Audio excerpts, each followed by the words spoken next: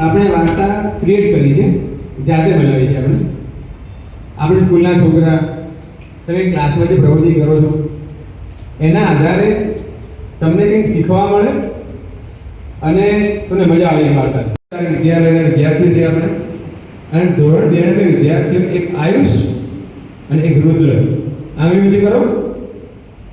આયુષ અને રુદ્રની વાત કરીએ આપણે. ઘણી વાર કે કેમેરામાં માર્ક કરી આપણે જોઈએ ઘણી વાર તો કોકની સારી પેન્સિલ આવી હોય, ઉપર સરસ ઢીંગલું લગાવેલું હોય, રંગબેરંગી હોય, તો આપણું ધ્યાન જાય કે આ પેન્સિલ સરસ છે, રંગબેરંગી નવી પેન્સિલ. તો આવો આયુષ અને રુદ્ર આ બે છોકરા ભણે છે આપણી સ્કૂલના અંદર. આયુષ એક ગરીબ ઘરનો છોકરો છે, આપણે વિચારીએ બરાબર. હવે એની પાસે આવી પેન્સિલ લાવવાની કોઈ ઘરમાં પરિસ્થિતિ છે નહીં,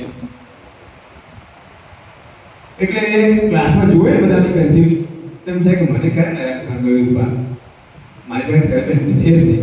એ ઘરે જઈને જીદ કરે કે મારે રંગી પેન્સિલ જોઈએ, રબર જોવું જોઈએ, ખુશબુદાર રબર જોઈએ, આવી વાતો કરે. તો મા બાપ સમજાવે કે આપણી પરિસ્થિતિ બેટા માપની છે, આપણે પછી લાવશું. એટલે આયુષના મનમાં ફરે છે. એક વાર સ્કૂલ છૂટી ગઈ અને સ્કૂલના બહાર એને 3 નવી પેન્સિલ અને લેસન પ્રમાણે બેસે છે. એટલે યાદ આવે છે, હા તો પેલું નવી પેન્સિલ નવી રબર કરી લાયા છે, મળે છે આપણે. અને દફતરમાંથી કાઢે છે, લખવા જાય છે, બંધ કરવી જાય. એક વાર જમા કરાવે છે, મને જમા કરાવે, બોલો સાહેબ છોકરાને જડી દીધું, કોઈનું છે નહીં, પૂછી લો ભાઈ. પછી મને 3 સરસ મજાની પેન્સિલ પર મળ્યા, મને રીલાબેન મોકલ્યા.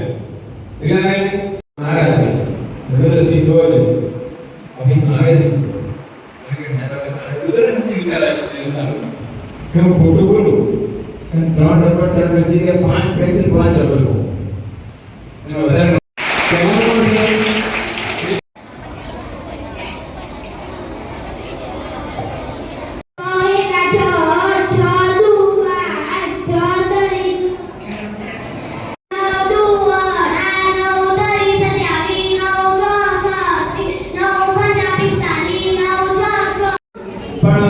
પેન્સિલ આવ્યા છે. આ ટેમ્પરરી પેન આપું છું, હવે ઓફિસની પેન્સિલ આપીશ.